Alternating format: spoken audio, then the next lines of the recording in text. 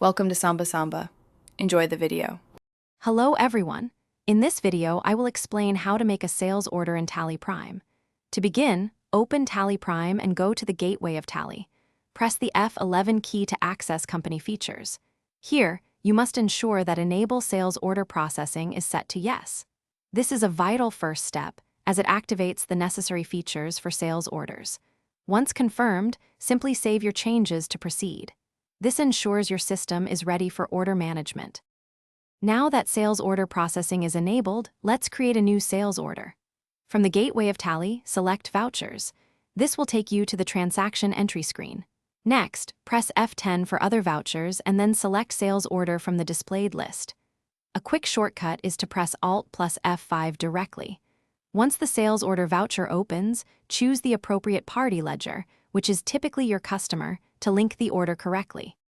With the sales order voucher open, you'll need to enter the essential details. First, input a unique order number and the date for this transaction. Then, proceed to select each stock item that your customer is ordering. For every item, accurately specify the quantity, the rate per unit, and the unit of measurement. You can also include important terms of delivery or payment details in the narration field. This ensures all aspects of the order are clearly documented for future reference. Once all the item details and terms are entered, simply accept the voucher to save your sales order. To review the order you've just created, return to the gateway of Tally. From there, select Display More Reports.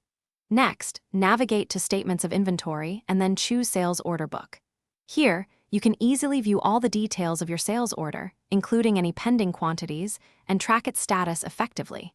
This completes the sales order creation process. Thanks for watching.